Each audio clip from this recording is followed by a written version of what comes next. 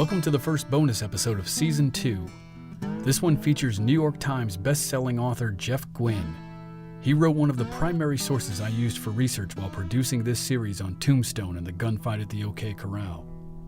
His book is called The Last Gunfight, the real story of the shootout at the OK Corral and how it changed the American West.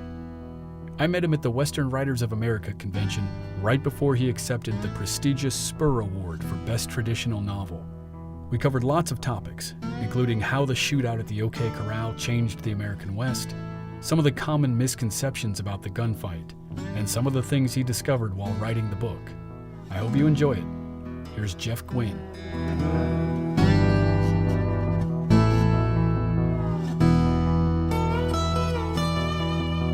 First things first, thank you, Jeff, for being on the show. I very much appreciate it. And congratulations on the Spur Award that you're going to receive at this year's convention. We are sitting here at the Western Writers of America convention in Billings, Montana. So congratulations, very well done. Thank you, and congratulations to you for bringing real history of the Old West to a wide audience. It's a wonderful thing you're doing. Thank you very much. I appreciate it. I grew up watching Westerns with my dad, and I've developed that love of history, number one, and then it's always kind of gravitated toward the Western American history, the American West, the Old West.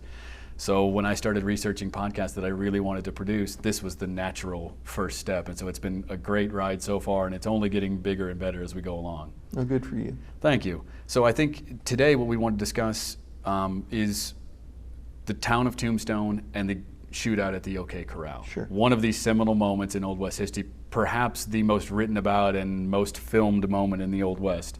So we're going to dive into that a little bit. So I love the title of your book. And so I want to start right there. How did the shootout at the OK Corral change the American West? What's important about the gunfight at the OK Corral, which wasn't at the OK Corral, of course, and in a sense wasn't even a gunfight, it was an arrest or a disarmament gone wrong, is the way it's evolved in Western mythology in all the years since. I think if a lot of your listeners in any football season watch a few games and somebody wins a close one, the coach will say it was like the shootout at the OK Corral. Or when any of us are feeling the heat of some kind and want to be rid of it, we say, got to get out of Dodge. Yes. In fact, the gunfight, which again, you can make some argument it wasn't, was seminal to the West, particularly in the way it affected the history of the West, the way people chose to remember it. And they've broken it down into the guys in the white hats, particularly Wyatt Earp, and the guys in the black hats, the bad guys. And they're going to shoot it out, and the good guys win, and that is a microcosm of the American West and what America is supposed to stand for. In fact, the confrontation is a culmination of a lot of things that are happening in that place and time. The good guys weren't entirely good, the bad guys weren't entirely bad, but they found themselves in a situation where they couldn't coexist. What happened after the fight is very important, that there was actually a hearing to see whether the Earps and Doc Holliday will be tried for murder. Right. There is the aftermath, where there are more deaths, and we find Wyatt Earp having to leave fast because the authorities are looking for him. And if anything, I think it's important because it should be remembered as the moment when it's made clear. In the West, in the frontier, you can't settle your arguments with guns anymore. Right. You're going to court, you're going to have to answer for it. So the more we learn about what happened in Tombstone that day, the better we understand what the West was really like and the way it evolved. So yeah, it's seminal. I agree with you 100% on that. It's just seminal for a different reason if we look at it closely enough. It's not necessarily seminal because of the action-packed adventure that we have seen in the movies. It's for the ramifications. Right. I mean, people, if they think of it today, of course they think it happened at the OK Corral, which didn't. But in a sense, it even represents that hoary old notion that every day at high noon, in the main street of town. Right. The good guys and the bad guys are going to shoot it out. Yeah. And it's not just in America. You know, I've lived overseas for quite some time. Anybody who's traveled there, that's what everybody's heard about. That's the first thing they think about with the Old West. Is the quintessential shootout? This is what it was like all the time. Yeah. And everywhere. Yeah. A, no, and B, it wasn't even like that in Tombstone. Right. So speaking of some of you just mentioned, obviously one of the big things that people have already heard is that the shootout didn't actually take place at the OK Corral. So let's kind of build off that a little bit. So what are the most hotly debated elements of this? And maybe the list is too long to be comprehensive right now, but just throw out a few of, you've done so much research with this, what are some of the top ones? Okay. Well, the beginning of it is, in fact, was it a classic shootout with both sides drawing on each other that it was going to be death for someone. Right. It's a vacant lot. The vacant lot is not that big. We've got some idea that you've got these eagle-eyed, great shots, probably 20, 30 feet away, drawing out of holsters. Well, first of all, they didn't have holsters, a couple of them. Wyatt Earp had his gun in his raincoat pocket, for gosh sakes. They were maybe 4 or 5 feet away from each other. Wow, that's incredible. And because they're such lousy shots, I mean, the bullets are going all over the place. If you look carefully at a hand-drawn sketch Wyatt Earp drew of the end of the gunfight, which we dug up and were able to include in my book, you read about how his brothers are terribly wounded. One of the brothers shot at the calf, falling to the ground. Well, if you look at Wyatt's diagram, he probably is the one that shot his brother, aiming at somebody else. So it's all confusion. There's nothing calculated. There's no skill involved. So that's the biggest myth of all, that it's some classic epic confrontation where everything's almost organized. There's the rules of the gunfight, let's follow it. It was a hot mess.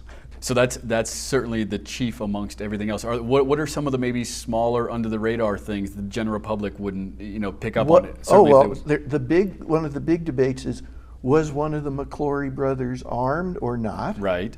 Did somebody plan a gun on him after he's laying there dead?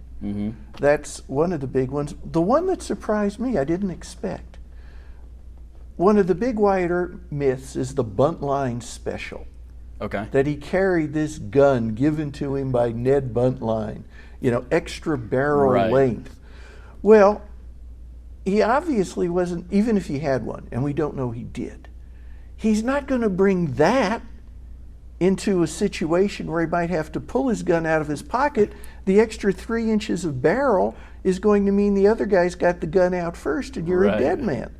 So when I wrote in my book, of course he didn't have the Buntline special, and that the Buntline special isn't even a very important thing. Wyatt Earp had a gun and he used it that day. That's what's counted.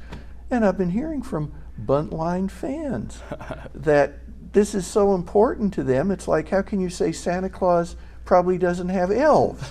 Just like Santa and the elves, Wyatt has the Buntline special. So I would say the McClory brother, armed or not, and Wyatt not having the Buntline special, which he clearly didn't, those are two things people like to argue about probably after about 27 beers late at night.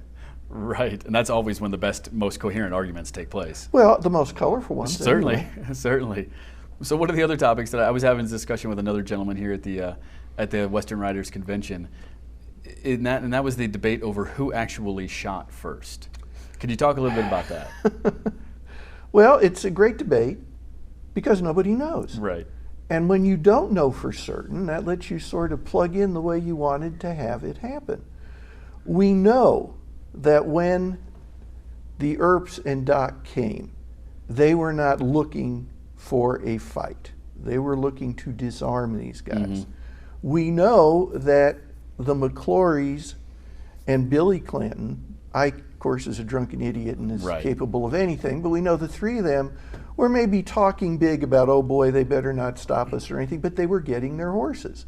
They were going to go out of town. So nobody's going in expecting necessarily to shoot. And we know that when the first shots ring out, it's because people are mistaking maybe what everybody else is doing. You have town marshal Earp, saying, hold there. And if you're making hand gestures and everybody's tense, it's easy to think, oh my God, they're going for their gun, I better do it first. Sure. Who shot first? The only people who knew have been dead a long time. Right.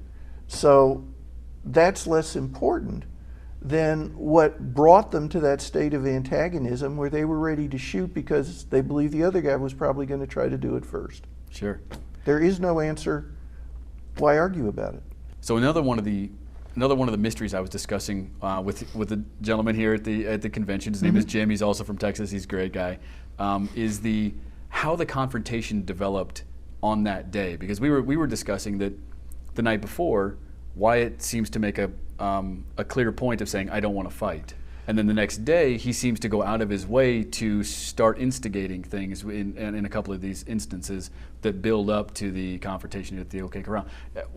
So the obvious question is, maybe what changed overnight? Do we have any clue as to how he seemingly went from one type of person to a different one the next day? Let's remember the night before.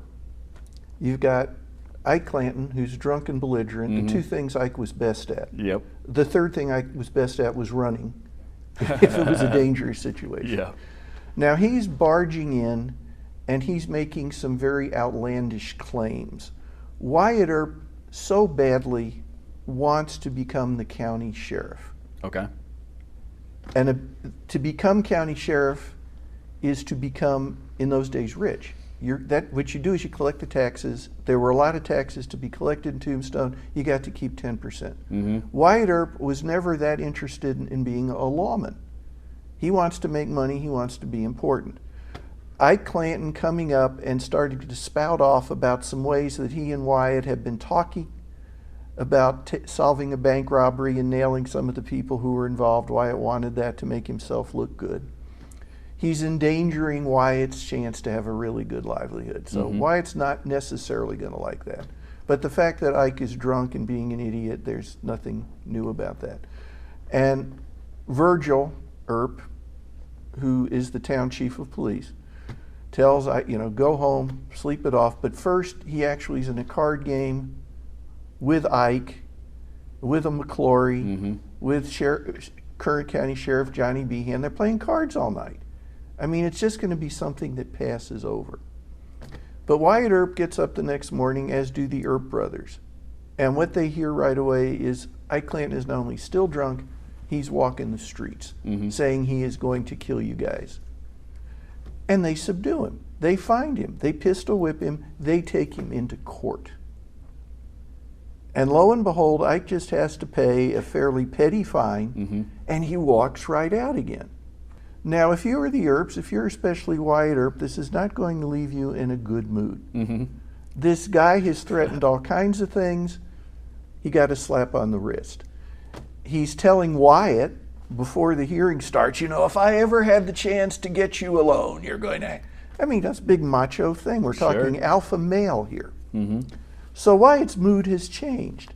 And you get the poor McClory kid coming into town not knowing what the heck is going on. And Wyatt pistol whips him and leaves him in the streets. So, yeah, Wyatt is in a really crappy mood. And it just keeps getting worse. Well, the reason it escalates is you've got the Clantons and McClorys hanging around the OK Corral in part of town, talking about, well, if they bother us again, this is what we're going to do. The Earps and Doc Holliday are in a saloon about a block and a half away, and people keep coming up to them saying, now, if you need help getting them out of here, we're ready to go. We'll bring in vigilantes. Right. Now, the last thing that the chief of police wants is armed civilians who've never dealt with this kind of thing hustling in to try to get involved. Right, to help. Right. Virgil Earp's whole idea is we got to take care of this without guns. Right. What he's doing, and it was probably the smart thing to do at that point, is, they'll shoot their mouths off, not their guns, they'll get on their horses, they'll leave. Right. But he is more or less forced into it. he wants to stay on as chief of police. The important people in town who control whether he has his job or not, are, not subtly hinting, we need to do something here. Do you need help? So finally, the three Earp brothers are going to go, and they're basically going to say, look, if you're staying in town, we got to have the guns. That's the law. Right.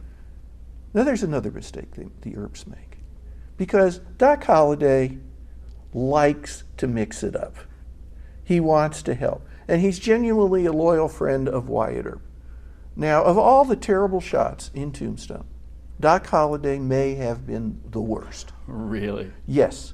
There's even a time a few months before that when he got into a drunken argument with a saloon keeper named Joyce and got a gun and fired at him 6 times at point blank range, and he actually nicked him on the finger once. Got one nick out Yes. of 6 bullets.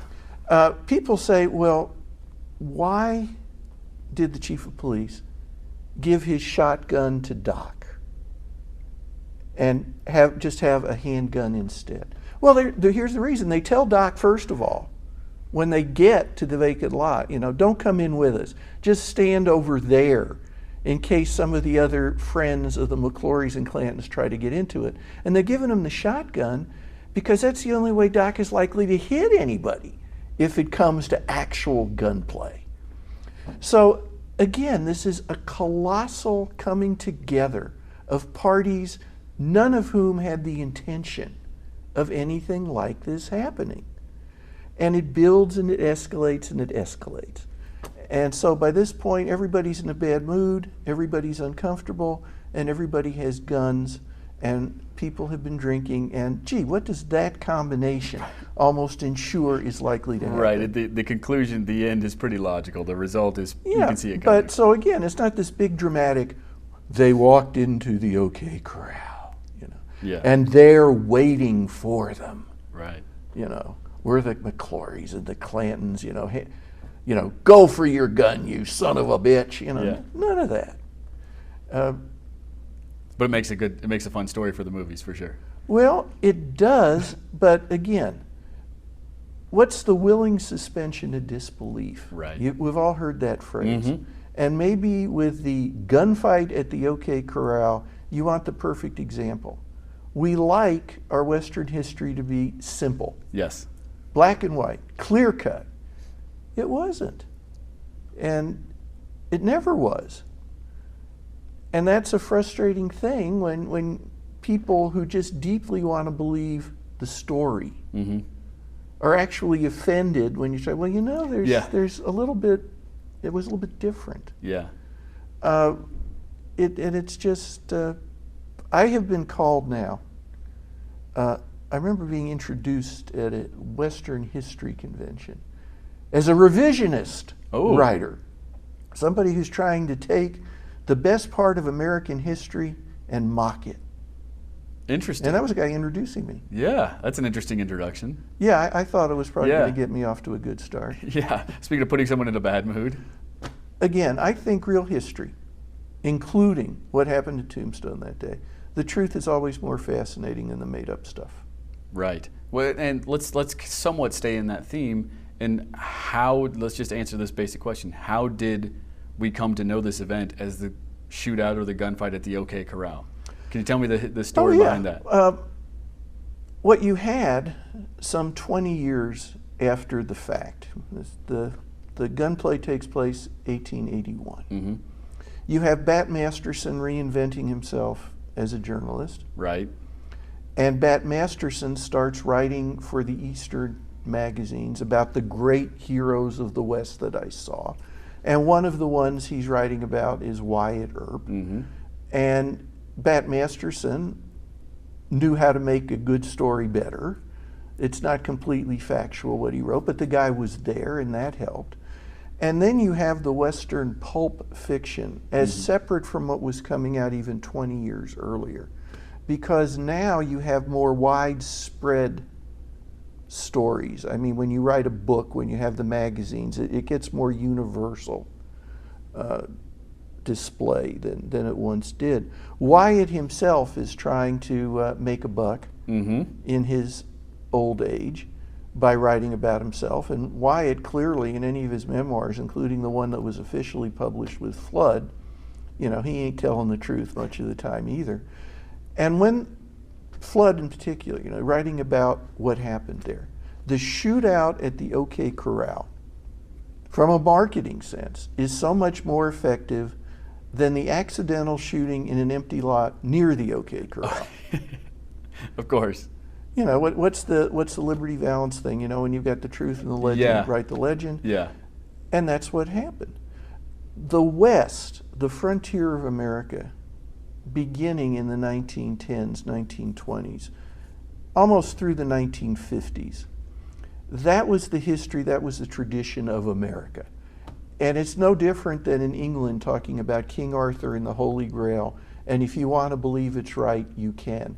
Every culture develops its own mythology based on its history. America had the West, and Tombstone and the gunfight at the OK Corral is the exact equivalent of King Arthur and the Holy Grail and Camelot in England. This is what happens in cultures. We want to build up our histories and our heroes. Great, what a great point. I hadn't thought about that equivalent. That's really interesting. Yeah, you're absolutely right. And so let's kind of somewhat finish on this note that we've touched on it a little bit, but if it's not too redundant, what are some of the most common misconceptions about the event? We've gone through a couple. Right, we've gone through all of those, but I think the other misconception that everybody needs to think about, if we're going to get it in context, in perspective, is that it was simply one instant. Nothing that happened before it, nothing that happened after it has any further relevance. That it was a defining moment in and of itself. The gunfight took place in the OK Corral. It epitomizes what frontier America was, and that's it. Believing that is far more misleading than believing it happened in the OK Corral, or that it was an all-out gunfight, or that Wyatt Earp used the bunt line special. If we really look at it and see the context, how it happened and what happened afterwards, what that represented, that's when we'll start understanding our Western heritage better. What do you think are the chief ramifications that have come from this, that have been passed down through time? Like what have been the effects over time with the legacy of this? Americans want to think of themselves as the guys in the white hats who won at the OK Corral that day. And just as the situation in the OK Corral was far more complex than we want to realize, it gives a lot of people in our modern era the excuse of saying, well, it's very simple. We can solve anything very quickly with a gun if we have to. And that stems back because they've been hearing about this and believing in it and loving the story of it for generations now. We are not a six-gun society where if all else fails, shoot, and the guy who's still standing is the winner. Right, and probably the right one. Right. Like you deserve to be the one. That was not true then, it's not true now, but because of the myth, people still today use that as an excuse to have the same frame of mind. So we'll end on this note. As you were doing all your research, what was the most interesting thing you encountered about this whole thing? As we've all heard the basics, what did you find deep down in there that fascinated you more than anything else? That the issues that were driving the antagonisms and the gunfight are absolutely the issues we face today. Immigration, gun control, and taxes. Government intrusion. There's nothing new under the sun. Every generation seems to think, oh, here it is on us. And we just haven't solved these problems all these years. If you want a clear-cut example that we can all learn from, sure. Look at what happened in Tombstone at that time. History is cyclical. And I had no idea that those were the same issues that was driving it. And for most of my research, I was going, oh my God, I can't believe it. And yet it's true. If we want to solve today's problems, Let's look at what really happened back then instead of what we like to believe happened. Then we'll stop talking about, fine, let's meet at high noon at the OK Corral, and maybe for a change we'll deal with problems that have been plaguing us that we haven't solved for over a century. Right. Great. That's a great point. All right, last thing. What is your favorite Old West story and why? I would not have said this before I wrote the book. Now my favorite Old West story is the shootout that wasn't a shootout that didn't happen at the OK Corral, because in studying that I think I understand American history and particularly Western history better. So I had the lucky experience of what I was writing the book about. As I learned more, I started enjoying it more. And to me, yeah, that's the story that I came away loving, and in a different way than I had enjoyed it previously. Great. Perfect note to end on. Thank you very much for being a part of the show. I'm sure we'll have you back again to talk about many more subjects, but thank you very much for the interview. Thank you.